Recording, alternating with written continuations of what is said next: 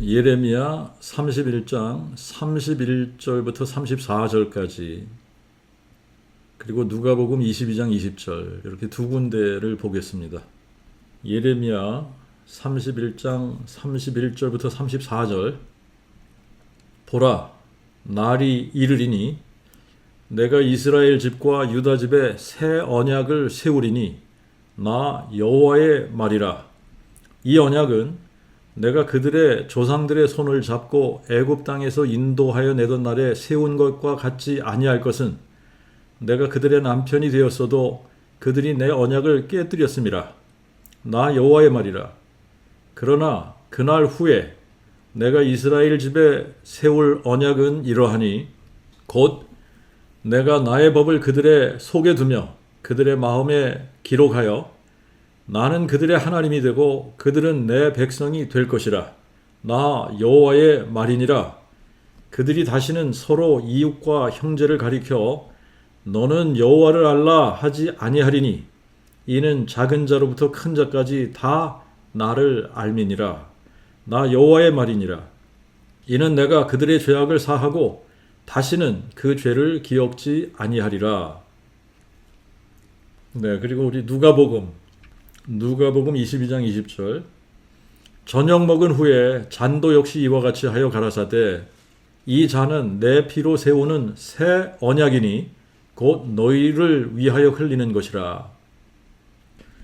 네, 오늘은 이 새 언약을 이제 그 복음의 관점에서 이렇게 한번 좀 생각을 해보려고 하는데 우리가 읽은 이 본문을 우리가 다루기 전에 먼저 좀 이야기하고 자연스럽게 오늘 본문으로 이렇게 연결을 좀 해서 나가도록 그렇게 하겠는데요.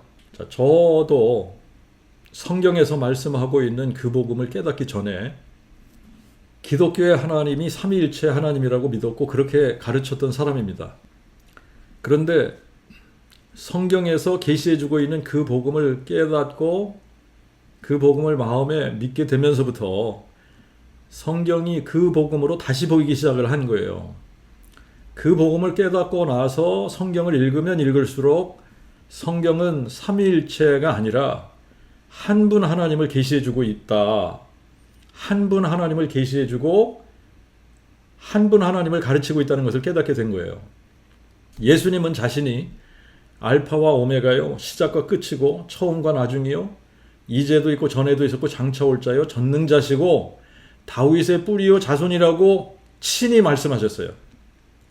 그 말은 예수님 자신이 여호와 하나님이시라고 말씀하고 있는 겁니다. 여호와 하나님이 사람 되셔서 사람 되실 때에 다윗의 뿌리이신 하나님, 여호와 하나님이 다윗의 자손 되신 분이 예수 그리스도라는 거예요. 성경을 읽으면 읽을수록 창세기부터 계시록까지 하나님은 한 분 여호와시고 여호와 하나님께서 사람 되신 분이 예수 그리스도이심을 곳곳에서 증거하고 있는 것이 보이는 거예요. 예수님은 영존하시는 아버지, 여호와 하나님께서 한 아기, 한 아들로 주신 바 되신 분이지 삼위일체 하나님 중에 제2위 성자 하나님이 아니신 것이죠. 성자 하나님이라는 말과 하나님의 그 아들이라는 말은 뜻이 완전히 다른데도 불구하고 삼위일체를 주장하는 사람들은 이거를 같은 의미로 생각을 한단 말이죠. 그래서 그 복음을 이해하지 못하고 있는지도 모르겠어요. 우리가 어떤 단어를 사용할 때 조심해서 사용해야 되는 이유가 있습니다. 왜 그러냐면 어떤 단어든 간에 이 단어에는 뜻이 있어요. 그리고 어떤 한 단어를 계속해서 반복적으로 사용하다가 보면 개념을 심어주게 돼요. 생각의 틀을 짜주는 역할을 하기 때문에 그래요. 삼위일체라는 단어가 그 중에 한 단어죠. 삼위일체라는 단어를 교회 안에서는, 예배당 안에서는 계속 이거를 반복해서 사용한단 말이죠. 그런데 삼위일체라는 단어는 성경에 나오질 않습니다. 성경에 없는 단어예요. 성경에 없는 단어라는 것은 성경에는 그런 개념이 없다라는 거예요. 성경에 없는 단어는 그런 개념이 성경에 없기 때문에 그 단어를 성경에서 사용하지 않은 겁니다. 우리의 말과 개념이라고 하는 것은 단어에서부터 시작이 되는 거예요. 단어에는 뜻이 있어요. 그래서 이 단어를 사용할 때는 그 단어가 함축하고 있는 뜻을 전달하고 어떤 특정한 개념을 심어주는 것이 단어입니다. 그렇기 때문에 하나님은 하나님 자신에 대해서 성경에 기록을 해주실 때 하나님의 존재에 관한 핵심 개념을 성경에 기록하지 않았다라고 하는 것은 있을 수가 없는 일인 거예요. 자, 다시 한번 제가 얘기를 할게요. 하나님은 성경에 하나님 자신을 계시해 주셨어요. 그런데 하나님 자신을 계시해 주면서 하나님의 존재에 대한 핵심 개념을 성경에 기록하지 않았다라는 것은 말이 안 된다는 거예요. 이거는 있을 수 없는 일입니다. 하나님은 성경에서 자기 자신을 계시해 주고 있는데 하나님이 원하시는 것은 모든 사람들이 하나님 알기를 원하는 거예요. 그래서 호세아 6장 6절에 나는 인애를 원하고 제사를 원치 아니하며 태움제보다 하나님 아는 것을 원하노라 그러셨어요. 근데 성경을 읽어보면 사람들이 하나님을 알지 못하는 게 문제입니다. 그래서 예수님은 요한복음 17장 3절에 이 영생은 유일하신 참 하나님과 아버지께서 보내신 자 예수 그리스도를 아는 것이라고 말씀을 하셨어요. 유일하신 참 하나님을 아는 것이 영생이고 구원이라는 거예요. 우리말로는 유일하신 참 하나님이라고 번역을 했는데 원어로는 톤, 모논, 알레티논, 떼온 여기서 모노라는 단어 이 모노라는 단어는 오직 하나를 의미하는 겁니다. 그래서 이거를 영어로 번역할 때는 The only true God 이라고 번역을 했어요. 오직 한 분 참 하나님이라는 거죠. 오직 한 분 참 하나님인 거예요. The only true God. 홀로 한 분, 오직 한 분 참 하나님을 아는 것이 영생이라는 겁니다. 근데 호세아 4장 6절에 하나님이 뭐라고 말씀하시느냐면 내 백성이 지식이 없어 망하는도다 그러셨어요. 근데 여기서 무슨 지식을 이야기하느냐면 하나님을 아는 지식을 이야기하고 있는 거예요. 내 백성이 하나님 아는 지식이 없어서 망하는도다. 왜 그러냐면 4장 1절에 이 땅에는 진실도 없고 인애도 없고 하나님 아는 지식도 없다 그랬어요. 내 백성이 하나님을 아는 지식이 없어서 망한다는 겁니다. 하나님을 아는 지식이 없으면 하나님 아는 지식이 없으면 망하는 거예요. 영원히 망하는 겁니다. 그렇기 때문에 하나님께서 원하시는 것은 하나님 알기를 원하시는 거예요. 유일하신 참 하나님, 홀로 한 분, 오직 한 분이신 참 하나님을 알아야 구원을 받고 영생을 얻는 겁니다. 디모데전서 2장 4절에는 하나님이 모든 사람이 구원을 받으며 진리를 아는데 이르기를 원하시느니라 그러셨어요. 근데 하나님이 알기 원하시는 진리가 뭐냐면 5절에 하나님이 한 분이시요 또 하나님과 사람 사이에 중보자도 한 분이시니 곧 사람이신 그리스도 예수시라. 이것을 알기 원하신다는 겁니다. 근데 이 말씀은 요한복음 17장 3절 말씀하고 같은 의미의 말씀이에요. 이 영생은 유일하신 참 하나님과 아버지께서 보내신 자 예수 그리스도를 아는 것이니이다. 유일하신 참 하나님을 알고 하나님과 사람 사이의 중보자이신 사람 되신 예수 그리스도를 알기 원하신다는 겁니다. 왜냐하면 그분을 알 때에 우리가 영생을 얻는 거기 때문에 우리가 구원을 받기 위해서는 유일하신 참 하나님을 알아야 됩니다. 하나님은 상천하지에 홀로 한 분이심을 알아야 하고 하나님과 사람 사이의 중보자가 되기 위해서 친히 사람 대신 유일하신 하나님이 누구인지를 알아야 된다는 거예요. 하나님께서는 사람들이 유일하신 참 하나님을 알기 원하신다고 하셨는데 그러면 하나님 자신을 정확하게 계시해 주셔야만 사람들이 하나님을 바르게 알고 믿는 거예요. 만약에 하나님이 삼위일체 하나님이시라면 정확하게 성경에 삼위일체 하나님이라고 계시해 주셔야 되는 겁니다. 그래야 믿는 사람들이 삼위일체라는 개념을 가지고 하나님을 믿고 부르고 찾을 수 있는 겁니다. 그러나 성경 어디에도 삼위일체라는 단어가 나오질 않아요. 삼위일체라는 단어가 없다는 이야기는 성경에 삼위일체라는 개념이 없다는 이야기예요. 하나님은 삼위일체 하나님이 아니시기 때문에 성경에 계시해 주신 하나님은 톤, 모논, 알레떼논, 떼온 홀로 한 분, 오직 한 분 참 하나님이에요. The only true God. 구약에서는 우리 하나님 여호와는 한 분 여호와시니 성경 어디를 봐도 하나님에게 위가 셋이 있다 이런 말이 나오질 않습니다. 그런 말은 사람들이 만들어낸 하나님에 대한 잘못된 개념이에요. 예수님이 누구신지를 모르기 때문에 이런 엉뚱한 개념을 사람들이 만들어낸 겁니다. 예수님은 자신이 스스로 아버지께서 보내신 자라고 말씀을 하시면서 또 뭐라고 말씀하시냐면 내가 그니라 라고 말씀하시고 계세요. 근데 우리가 삼위일체 프레임을 가지고 성경을 읽다가 보면 아버지께서 보내신 자만 보이고 내가 그니라 하는 말씀은 안 보이는 거예요. 내가 그니라 하신 말씀이 안 보이기 때문에 삼위일체 개념을 만들어낸 겁니다. 예수님은 요한복음 8장 24절에 이렇게 말씀하셨어요. 너희가 만일 내가 그인 줄 믿지 아니하면 너희가 너희 죄 가운데서 죽으리라. 이에 저희가 예수께 묻기를 네가 누구냐 하니 예수께서 다시 그들에게 이르시되 나는 처음부터 너희에게 말하여 온 자니라. 그리고 28절에는 너희는 인자를 든 후에 비로소 내가 그인 줄 너희가 알고. 예수님은 자기 자신이 정확하게 내가 그니라를 선포하셨어요. 내가 그니라. 내가 그인 줄 믿지 아니하면 너희는 너희 죄 가운데서 죽으리라 그랬습니다. 그 내가 그니라 이 말은 내가 아버지니라, 내가 여호와니라 이 말이에요. 요한복음 14장 7절부터 9절에는 너희가 나를 알았다면 내 아버지도 또한 알았으리라. 그리고 이제부터는 너희가 그를 알았고 또 그를 보았느니라.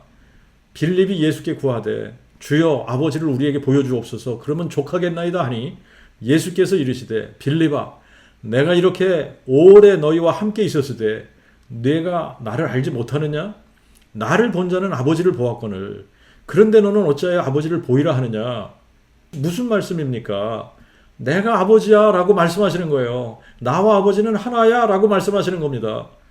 요한복음을 자세히 읽어보면 예수님은 나를 보내신 이가 계시는데 아버지께서 나를 보내셨다 이렇게 말씀을 하시면서 그런데 내가 그니라 이렇게 말씀을 하세요. 아버지께서 나를 보내셨어? 그런데 내가 나를 보낸 아버지야 라고 말씀하시는 거예요. 이거는 사람들의 관점에서는 불가능한 이야기입니다. 이게 말도 안 되는 이야기거든요. 그렇기 때문에 이런 부분이 보이지 않고 들리지 않는 겁니다. 그런데 이렇게 말씀하신 곳이 한두 군데가 아니에요. 왜 이렇게 말씀하셨느냐? 예수님이 우리의 영존하신 아버지시기 때문에 그런 겁니다. 이사야 9장 6절에 한 아기가 우리에게 낳고 한 아들을 우리에게 주신 바 되었는데 그의 어깨에는 정사가 메었고 그의 이름을 기묘자, 모사, 전능하신 하나님, 영존하신 아버지, 평강의 왕이라 부를 것이라 그렇게 기록했잖아요. 이 말씀은 예언입니다. 문자 그대로 다윗의 혈통에 한 동정녀의 몸을 통해서 한 아기가 태어났고 한 아들로 우리에게 오신 분이 예수 그리스도신 거예요. 그러면 예수를 누구라고 불러야 되느냐? 영존하신 아버지라고 불러야 되는 거예요. 그분을 아버지라고 불러야 되는 겁니다. 영존하시는 아버지가 한 아기로 한 아들로 우리에게 오셨기 때문에 그분은 하나님의 그 아들이신 동시에 하나님 아버지신 거예요. 그래서 예수님은 자신을 아버지께서 보내신 자라고 하면서 또 내가 그니라, 내가 여호와니라, 내가 아버지니라 하고 말씀하시는 겁니다. 그 복음은 유일하신 참 하나님이 사람 되신 것에 대한 메시지예요. 하나님이 사람 되시면서 하나님의 그 아들이 되셨고 다윗의 자손이 되셔서 사망을 삼키고 승리하신 소식이 바로 그 복음인 겁니다. 그런데 우리는 예배당을 출석하기 시작을 하면서 그 복음을 들어보기도 전에 예배라는 것을 드리게 되죠. 그래서 예배 시간에 찬송을 부르는데 찬송가에도 성부, 성자, 성령 하면서 삼위일체를 자연스럽게 부르게 되고, 또 목사가 축도할 때도 성부, 성자, 성령 삼위일체 하나님을 축도를 하고, 우리가 성경을 읽어보기도 전에 그 복음이 무엇인지 알기도 전에 기독교의 하나님은 삼위일체 하나님으로 인식을 하게 되어 있습니다. 그리고 끊임없이 듣는 게 뭐냐면 예수는 성자 하나님이라는 거예요. 삼위일체 중에 제2위의 하나님인 성자 하나님이라고 계속 이야기를 듣는 거예요. 더 무서운 거는 뭐가 더 무서운 거냐면 삼위일체를 설명할 수도 없고 이해할 수도 없지만 무조건 믿으라는 거예요. 그리고 삼위일체를 믿지 않으면 이단이라고 가르치는 겁니다. 여기서부터 교회당을 출석하는 사람들에게 삼위일체라는 틀이 생기게 되는 거예요. 그래서 일단 삼위일체의 틀이 생기고 나면 성경을 읽을 때에 삼위일체로 성경을 보게 돼요. 그래서 성경에서 아무리 한 분 하나님을 선포해도 그게 우리 눈에 잘 들어오지 않게 되는 겁니다. 제가 어느 유명한 목사님이 삼위일체에 대해서 강의한 것이 있어서 한번 읽어봤어요. 근데 이제 하나님은 성부, 성장 이렇게 삼위로 존재하시면서 본질이 일체를 이루고 있기 때문에 삼위일체다. 성부는 성자가 아니고 성자는 성령이 아니시고 성령은 성부가 아니신데 하나님 안에는 성부, 성자, 성령 이렇게 삼위가 있고 이 세 분이 한 하나님이다 이러는 거예요. 여기다가 뭘 보태도 이단이 되고 뭘 빼도 이단이 된다. 만약에 어떤 신학자나 어떤 교단에서 삼위일체론을 부정한다고 하면 그것은 틀림없이 이단이다. 그리고 삼위일체론을 잘못 설명해도 이단이 되고, 그래서 그 사람의 신학이 바른 노선에 서 있는지 아닌지를 가장 빨리 가름할 수 있는 척도가 있다면 하나님의 존재 양식이 삼위일체임을 믿느냐, 그걸 안 믿느냐, 안 믿으면 무조건 이단이라는 거예요. 그걸 부정한다든지 이상하게 말하면 바로 이단이 된다. 근데 이분이 이렇게 삼위일체를 설명할 수 있을까? 자기가 보기에는 설명할 수는 이때 설명한다고 해도 알아지지는 않는데요. 그러니까 설명할 수 없다는 말과 마찬가지라. 그 다음에 삼위일체를 이해할 수 있냐? 이해하려고 노력은 할 수 있지만 이해되는 건 아니라는 거예요. 그러니까 신비라는 겁니다. 그래서 무조건 믿으래요. 안 믿으면 이단이 된다는 겁니다. 여러분, 설명할 수도 없고 이해할 수도 없는데 무조건 믿어야지 되고 안 믿으면 이단이 되는 그런 교리가 삼위일체 교리인 거예요. 이거를 지금 와서 보면은요, 이 억지도 이런 억지가 없는 거예요. 그런데 이런 말을 계속 듣다가 보면 우리 자신도 모르게 쇠뇌가 되는 거예요. 나도 모르게 삼위일체를 이야기하게 되고 삼위일체를 부정하면 이단이라고 하는 이야기를 하게 되는 거예요. 하나님은 분명히 하나님 알기를 원하신다고 하셨습니다. 모르는데 무조건 믿으라고 하지 않으셨어요. 알고 믿으라고 하셨어요. 하나님이 누군지, 하나님이 어떤 하나님인지, 하나님이 몇 분인지, 하나님의 이름이 뭔지, 하나님의 계획이 뭔지 알고 믿으라는 거예요. 그래서 이사야 43장 10절에 가서 보면 너희는 나의 증인이라. 나 여호와가 말하노라. 또 나의 택함을 입은 종이니 이는 너희로 나를 알고 믿으며 내가 그인 줄 깨닫게 하려 함이라. 내 전에 지음받은 신이 없었고 내 후에도 없으리라. 나 곧 나는 여호와라. 나 외에 구원자가 없느니라. 알고 믿으라잖아요. 알 수도 없고 설명할 수도 없고 그런 하나님을 무조건 믿으라고 하시지 않습니다. 하나님은 자신에 대해서 알려주시고 알고 믿으라고 말씀하시는 거예요. 인류 역사의 시작은 하나님이 아담과 하와를 창조하시면서부터 인류 역사가 시작을 합니다. 그런데 오래 가지 않아서 아담과 하와가 선악과 열매를 따먹으면서부터 인간은 하나님을 떠났고 하나님과 원수가 되었고 하나님과 멀어지기 시작을 했어요. 그런데 셋이 에노스를 낳을 때부터 사람들이 여호와의 이름을 부르기 시작했다 그럽니다. 그런데 또 인류가 번식을 하면서 사람들은 여호와 하나님을 잊었어요. 잊어버리고 하나님을 떠났습니다. 그래서 인간 세상에 강포와 죄악이 넘치게 되어서 결국은 노아 시대에 홍수로 심판을 받게 됩니다. 홍수 이후에 노아의 자녀들을 통해 인류는 다시 번식을 하게 되는데, 노아는 분명히 여호와 하나님을 섬겼고 여호와만 하나님이라는 진리를 알았던 사람이에요. 그런데 함의 손자 구스의 아들 니므롯이 등장을 하면서 세상은 다시 여호와 하나님을 떠나요. 그래서 니므롯과 세미라무스가 만든 거짓 종교에 빠지게 됩니다. 그래서 우상을 만들고 다른 신을 섬기면서 여호와 하나님을 잊어버리게 돼요. 이때에 이 땅에 유일하신 참 하나님이 누구신지를 알리기 위해서 메소포타미아 지역의 갈대아 우르라고 하는 지방에서 셈의 자손 중에 아브람이라는 사람을 하나님께서 불러서 새로운 민족을 일으키십니다. 온 세상에 하나님이 누구신지, 하나님은 어떤 하나님인지, 하나님은 몇 분이신지, 하나님을 바르게 알고 믿게 하기 위해서 한 사람을 택하시는데, 그 사람이 아브람이에요. 그 한 사람을 통해 새로운 민족을 만드십니다.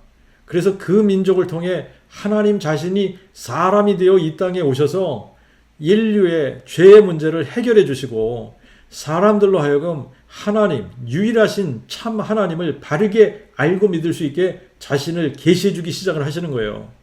그래서 다른 민족들도 유일하신 참 하나님을 알고 영생을 얻게 하기 위해서 아브라함을 불러서 그 믿음의 조상으로 세우시는 겁니다. 그러면 그 믿음의 조상인 아브라함이 알았던 하나님은 삼위일체 하나님인가? 아니면 상천하지에 홀로 한 분인 여호와 하나님인가? 자, 이거를 우리가 창세기를 읽어보면 너무나 정확해요. 아브라함, 그 믿음의 조상인 아브라함이 알고 믿고 섬겼던 하나님은 상천하지에 홀로 한 분이신 여호와 하나님이신 거예요. 아브라함은 여호와 하나님 한 분 외에 몰랐어요. 여호와만 하나님으로 알았던 겁니다. 아브라함이 여호와의 말씀을 쫓아갔고 여호와를 위하여 단을 쌓았고 여호와의 이름을 불렀더라. 아브라함이 여호와를 믿으니 여호와께서 이를 그의 의로 여기시니라. 여호와께서 아브라함과 언약을 세우셨고 여호와께서 아브라함에게 나타나셨고 아브라함은 영원한 하나님 여호와 이름을 불렀습니다. 여호와께서 아브라함에게 이삭을 모리아산에 데리고 가서 번제로 나에게 바쳐라 라고 요구하셨을 때 아브라함은 즉각 순종했어요. 아침에 일찍 이삭을 데리고 모리아산으로 3일 길을 걸어갔습니다. 이삭을 여호와께 번제로 드리려고 했었고 이때 하나님께서 이삭 대신 수장을 준비하셔서 하나님께서 준비하신 수장을 번제로 드릴 수 있도록 하셨던 겁니다. 자, 이 사건을 통해 아브라함이 아주 중요한 것을 깨달아요. 여호와께서 이 산에서 보이실 거구나. 여호와께서 사람이 되셔서 이 산 모리아 산에서 보이셔서 우리를 대신해서 번제로 드려지시고 죽은 자 가운데서 다시 살아나시는구나 하는 것을 미리 보게 되는 거예요. 그래서 그곳의 이름을 여호와 이레, 보이실 여호와라고 불렀던 겁니다. 자, 이 사건을 예수님께서 요한복음 8장에 지금 이렇게 상기시키세요. 그래서 요한복음 8장 56절에 이 부분을 생각하시면서 너희 조상 아브라함은 나의 때 볼 것을 즐거워하다가 역시 보고 또한 기뻐하였느니라. 진실로 진실로 내가 너에게 이르노니 아브라함이 나기 전에 나는 이니라. I am 이니라. 내가 여호와니라 이 말씀이에요. 아브라함이 본 것이 보이실 여호와, 모리아산에서 우리를 위한 속죄의 양으로 하나님의 어린 양으로 준비되어서 이 산, 모리아산에서 친히 번제로 드려지시고 죽은 자 가운데서 살아나실 사람 되신 여호와를 미리 보고 즐거워했던 겁니다. 아브라함이 믿은 여호와 하나님은 어떤 하나님이냐? 없는 것을 있는 것처럼 부르시는 전능하신 하나님이에요.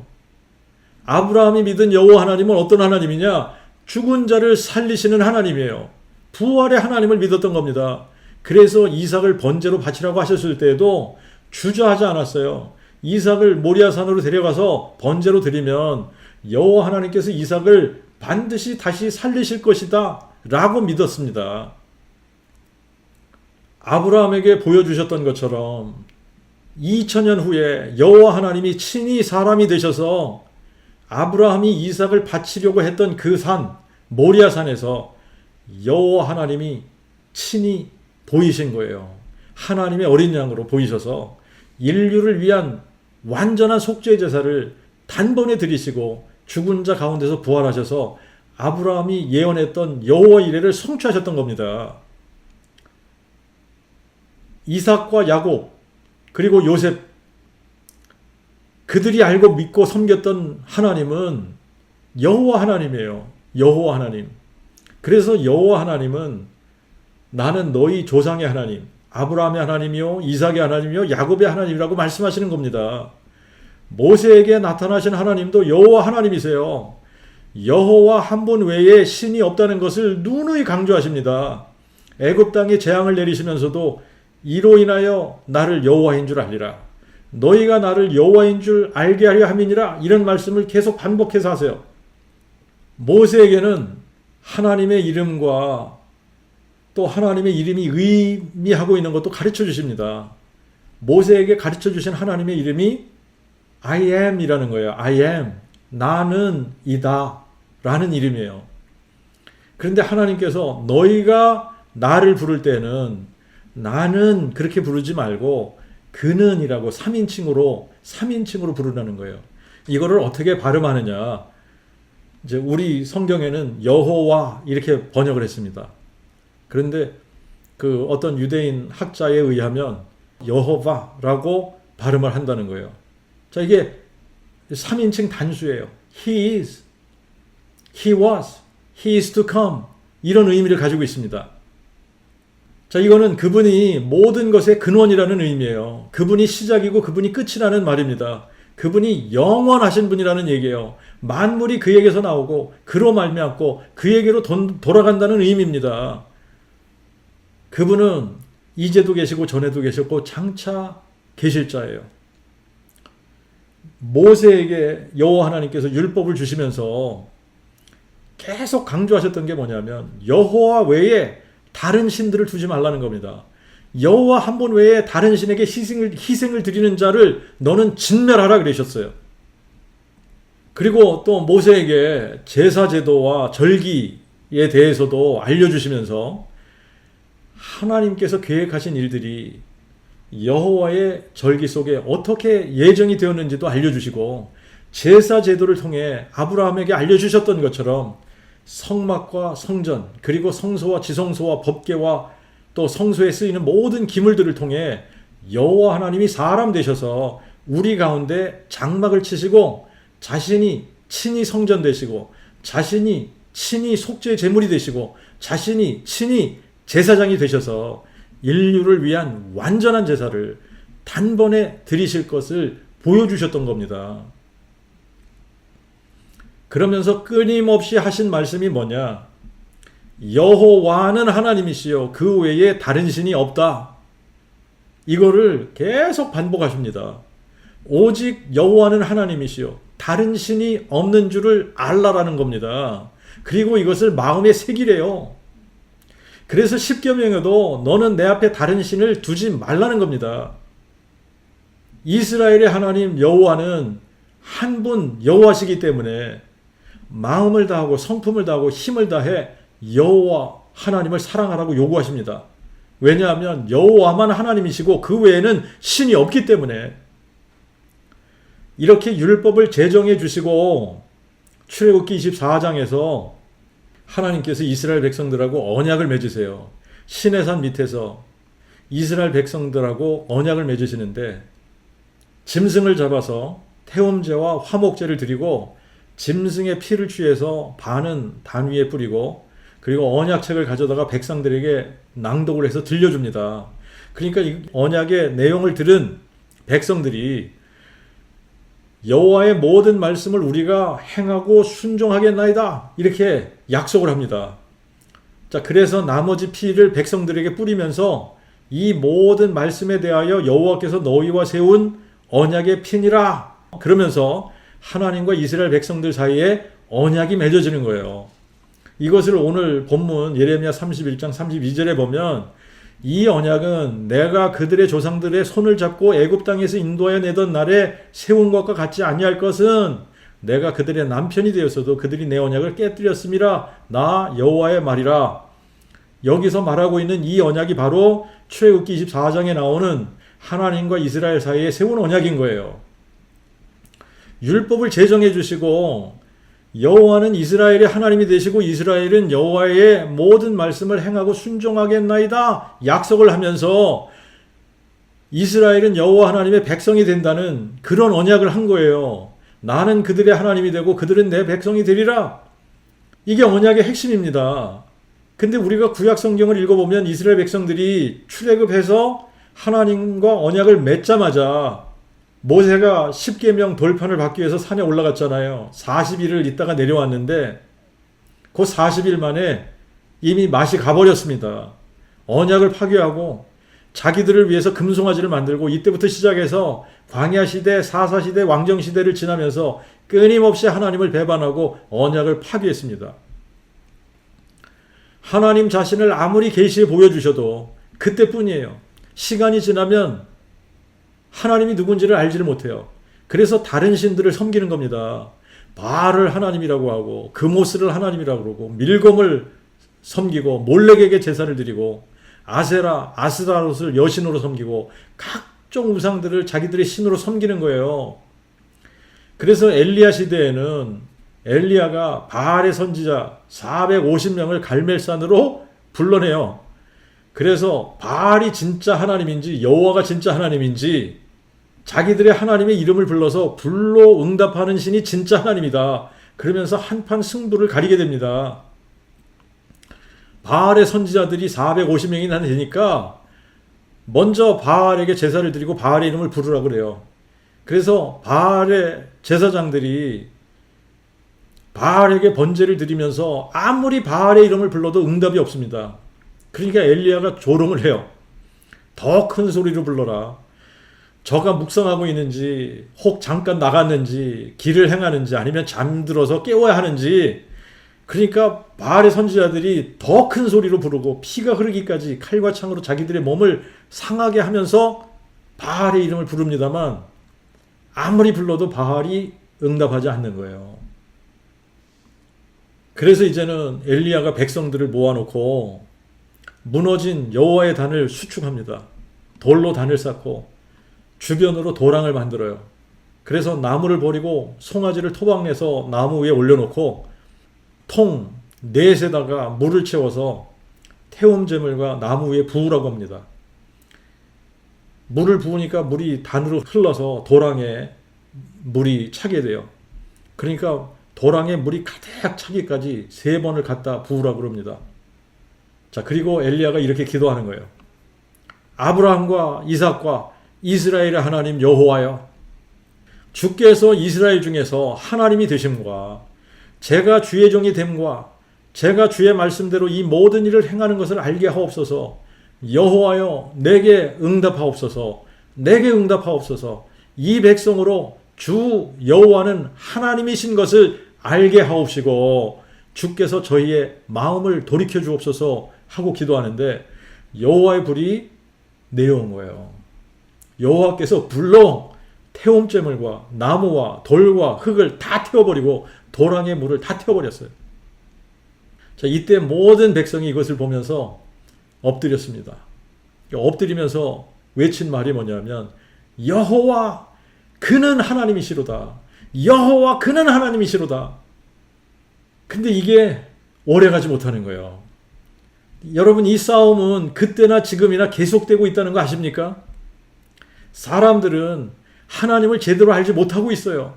구약 시대에는 선지자들을 통하여 여러 시대에 걸쳐서 여러 모양으로 말씀을 해주셨지만 사람들이 믿지 않았습니다. 오히려 자기들 멋대로 하나님을 만들어서 섬겼어요. 갈멜산 사건 같은 일이 있으면 잠시 여호와 그는 하나님이시로다. 그러고서는 다시 바알, 아세라, 몰렉, 그모스, 밀곰, 아스타롯.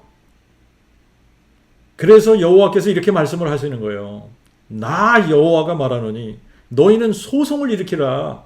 야곱의 왕이 말하노니 너희는 확실한 증거를 보이라. 그들로 주장을 내어놓고 그 될 일을 우리에게 보이게 하라.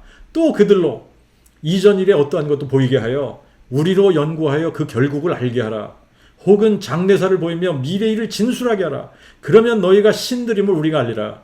또 복을 내리든지 화를 내리게 하라. 그러면 우리가 함께 보고 놀라리라. 과연 너희는 아무것도 아니며 너희 일은 허황되며 너희를 택한 자는 가증된 자니라. 너희는 소송을 일으키라잖아요. 누가 참 하나님인지 법정에서 판결을 받자는 겁니다. 법정에서 제일 중요한 게 뭡니까? 증거예요. 확실한 증거예요. 증거가 없으면 지게 되는 겁니다. 그래서 너희는 확실한 증거를 보이라고 하는 거예요. 이전 일에 어떠한 것도 보이고 미래 일도 진술하라는 겁니다. 이전 일에 어떠한 거는 역사를 연구하면 결과를 알 수 있으니까 과거에도 장래사를 보인 적이 있는지, 그래서 미래를 예언한 대로 역사가 이루어졌는지 살펴보자는 거예요. 그런데 그런 일이 하나도 없잖아요. 그러니까 뭐라고 말씀하시죠? 과연 너희는 아무것도 아니다. 과연 너희는 아무것도 아니다. 너희는 허황되며 너희를 택한 자는 가증된 자라. 그러면서 계속 하시는 말씀이 뭐예요? 나는 여호와라. 나 외에 구원자가 없느니라. 나 만군의 여호와가 말하노라. 나는 처음이요 나는 마지막이라. 나 외에 다른 신이 없느니라.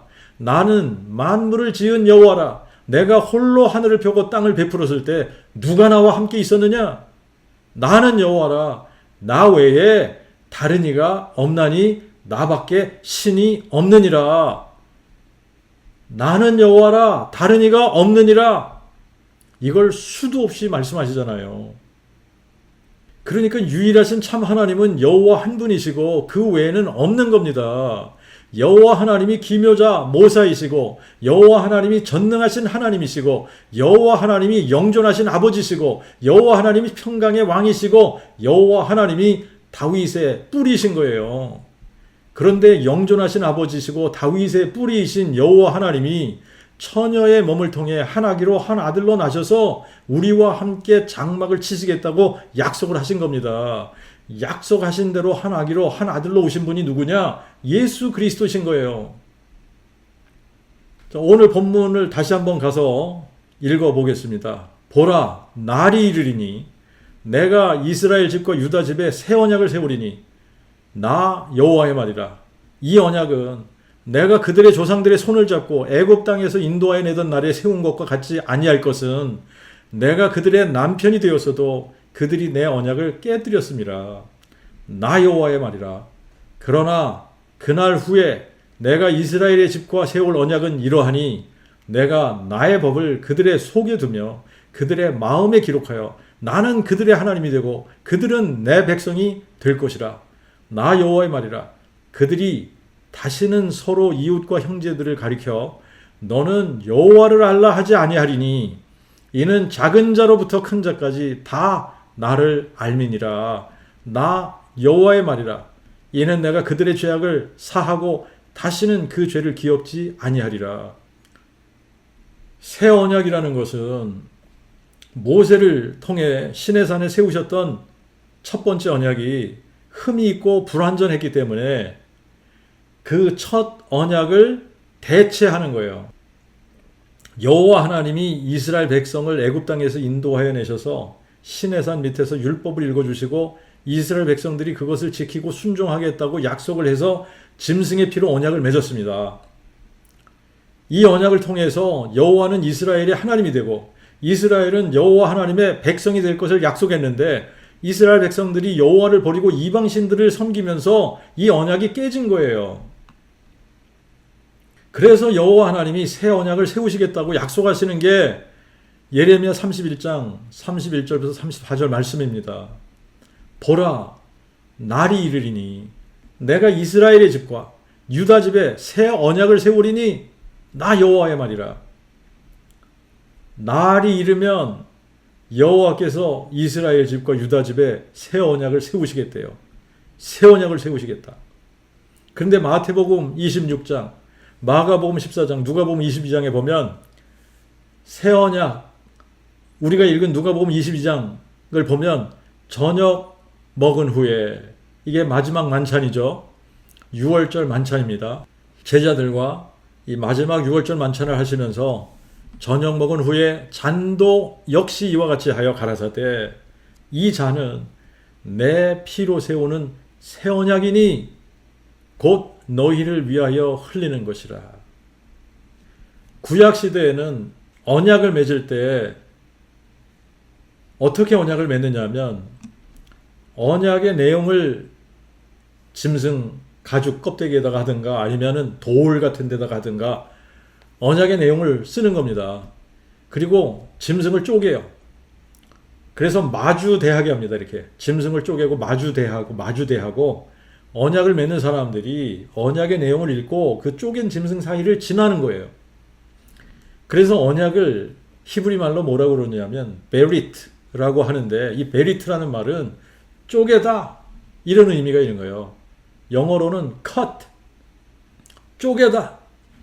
왜 이런 의미가 들어있느냐 하면 언약을 어기는 사람은 짐승이 쪼개진 것처럼 쪼개질 것이라는 의미인 거예요. 그러니까 절대 언약을 지키자, 이런 맹세인 겁니다. 출애굽한 후에 시내산 밑에서 맺은 언약은 짐승을 쪼개서 짐승의 피로 맺은 언약이었어요. 그런데 새 언약은 여호와 하나님이 친히 사람 되셔서 자신이 쪼개지신 거예요. 자신이 피를 흘려 자신의 피로 언약을 맺으신 겁니다. 여호와 하나님께서 새 언약을 맺으시겠다고 예레미야 31장에 약속을 하시고 신약에 와서 새 언약을 제정하시는 분이 누구냐? 예수님이세요. 예수님이 새 언약의 피를 흘리십니다. 그래서 마태복음 26장 28절에 이것은 죄사함을 얻게 하려고 많은 사람을 위하여 흘리는 바 나의 피 곧 새 언약의 피니라. 마가복음 14장 24절에도 이것은 많은 사람을 위하여 흘리는 바 나의 피 곧 새 언약의 피니라. 누가복음 22장 20절에는 이 잔은 내 피로 세우는 새 언약이니 곧 너희를 위하여 흘리는 것이라. 실제로 예수님이 모리아산 갈보리 언덕에서 십자가를 지시면서 피를 흘리시면서 새 언약이 제정이 된 겁니다. 새 언약의 주체가 누굽니까? 예레미야 31장에 보면 여호와 하나님이에요. 여호와 하나님. 그런데 우리가 신약에 와서 보면 새 언약의 주체가 누굽니까? 예수님이세요. 왜 예수님이 새 언약의 주체가 되시는 겁니까? 여호와 하나님이 새 언약을 맺으시겠다고 했는데 예수님은 내 피로 세우는 새 언약이라고 말씀하시잖아요. 예수님이 여호와 하나님이기 때문에 그런 거예요. 예수님은 여호와 하나님이 사람 되신 분이기 때문에 그런 겁니다. 새 언약을 통해서 이루시고자 하는 것이 뭡니까? 그날 후에 내가 이스라엘 집에 세울 언약은 이러하니 곧 내가 나의 법을 그들의 속에 두며 그들의 마음에 기록하여 나는 그들의 하나님이 되고 그들은 내 백성이 될 것이라. 나 여호와의 말이라. 그들이 다시는 서로 이웃과 형제를 가리켜 너는 여호와를 알라 하지 아니하리니 이는 작은 자로부터 큰 자까지 다 나를 알미니라. 나 여호와의 말이라. 이는 내가 그들의 죄악을 사하고 다시는 그 죄를 기억지 아니하리라. 하나님의 법을 그들 속에 두고 마음에 기록하신대요. 그래서 나는 그들의 하나님이 되고 그들은 내 백성이 될 것이라. 그들이 여호와를 버리고 다른 신들을 섬겼는데 이유는 그들이 여호와를 마음으로 알지 못했기 때문에 그렇잖아요. 그래서 이제는 하나님을 그들 마음에 기록해서 작은 자로부터 큰 자까지 다 여호와를 알게 하시겠다는 겁니다. 그들이 다시는 서로 이웃과 형제를 가리켜서 너는 여호와를 알라 하지 아니한다잖아요. 왜? 작은 자로부터 큰 자까지 다 나를 알기 때문에. 그리고 내가 그들의 죄악을 사하고 다시는 그들의 죄를 기억지 아니하리라 그랬어요. 죄의 문제를 완전히 해결해 주시겠다는 겁니다. 새 언약을 약속하실 때 여호와 하나님이 사람 되시기 대략 600년 전이에요. 새 언약을 세우시겠다고 약속하신 지 600년이 지나서 여호와 하나님이 직접 사람이 되셔서 자신이 친히 속죄 제물이 되시고 자신이 친히 성전이 되시고 자신이 친히 제사장이 되셔서 인류의 죄를 대속하는 완전한 속죄 제사를 단번에 드리신 겁니다. 어디서 드리셨어요? 모리아산, 갈보리 언덕, 십자가에서 그분이 흘리신 보혈의 피로 우리의 죄를 대속하시면서 새 언약을 맺으신 겁니다. 그런데 2000년이 지난 지금 아직까지 새 언약의 내용이 이루어지지 않은 것 같아요. 그죠? 다시는 이게 그들이 누구냐면 그들이 이스라엘 집과 유다 집을 이야기하는 겁니다. 그들이 다시는 서로 이웃과 형제를 가리켜 너는 여호와를 알라 하지 아니하리니 얘는 작은 자로부터 큰 자까지 다 나를 알미니라 그러셨는데 아직도 유대인들은 여호와 하나님을 잘 모르고 있단 말이에요. 예수를 여호와 하나님으로 알지 못하고 있습니다. 그런데 이 부분이 언제 이루어지게 되느냐면 로마서 11장 25절부터 27절을 가서 보면 이렇게 기록이 되어 있어요.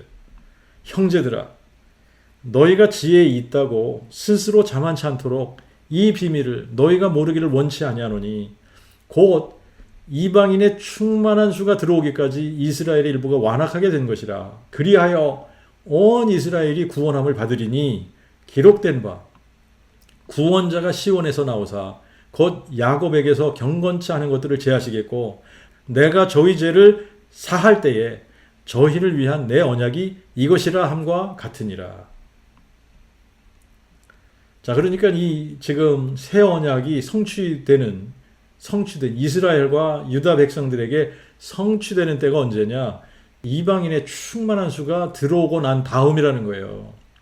이방인의 충만한 수가 들어오기까지 이스라엘은 여호와가 누군지 알지 못하게 되어 있다는 겁니다. 순서를 하나님께서 그렇게 정하셨어요. 이방인의 충만한 수가 먼저 들어와야 되는 겁니다. 이방인들이 먼저 여호와 하나님을 알아야 되는 거예요. 그런데 만약에 그 복음이 사도시대부터 지금까지 계속 전해졌다면 이미 이방인의 충만한 수가 채워졌어야 돼요. 한 사람이 두 사람의 제자만 만들어도 30회를 반복하면 10억이 넘어버리지 않습니까? 근데 2000년 동안 그 복음이 계속 선포되어졌다고 한번 생각해 보세요. 이방인의 충만한 수가 벌써 채워졌어야 되는 겁니다. 그런데 중간에 무슨 일이 일어났냐? 4세기부터 부활에서 십자가에 초점이 맞춰졌어요. 한 분 하나님에서 삼위일체 하나님으로 바뀌었어요. 그러면서 교회는 천주교라는 거대한 종교 집단이 되어버립니다. 그리고 16세기에 종교개혁이 일어났지만 그 복음의 핵심, 한 분 하나님과 부활에 초점이 맞춰지는 것은 회복이 안 됐어요. 새 언약은 여호와 하나님이 약속하셨습니다. 그리고 예수 그리스도께서 제정을 하셨어요. 그러면 예수 그리스도가 누군 거냐? 예수 그리스도가 누구냐? 새 언약을 약속하신 여호와 하나님이 새 언약을 제정하시기 위해 친히 사람 되신 분이라는 이야기가 되는 겁니다. 그러므로 예수가 누구냐? 예수는 여호와 하나님이 사람 되신 분이에요. 여호와 하나님이 사람 되실 때에 사람 되시면서 하나님의 그 아들이 되신 것이고 다윗의 자손이 되신 겁니다.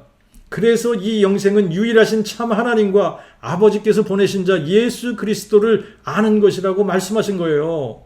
너희가 나를 알았다면 내 아버지 또한 알았으리라. 그리고 이제부터는 너희가 그를 알았고 또 그를 보았느니라. 나와 아버지는 하나니라. 나 예수는 다윗의 뿌리요 자손이니라. 이렇게 말씀하신 거예요. 예수는 유일하신 참 하나님이시면서 아버지께서 보내신 자인 거예요. 다른 말로 하면 예수는 다윗의 뿌리요 자손이라는 말씀입니다. 예수는 영존하시는 아버지면서 하나님의 그 아들이라는 말씀이에요. 예수는 유일하신 참 하나님이시면서 하나님과 사람 사이의 중보자이신 사람 되신 하나님이라는 말입니다.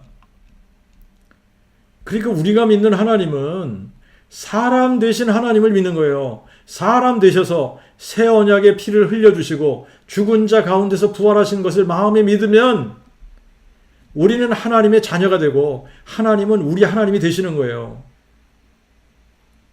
그러면 하나님이 누구시냐? 하나님이 몇 분이시냐? 하나님이 누구예요? 여호와. 하나님이 몇 분이세요? 상천하지에 홀로 한 분이세요. 여호와만 하나님이시고 그 외에는 없는 겁니다.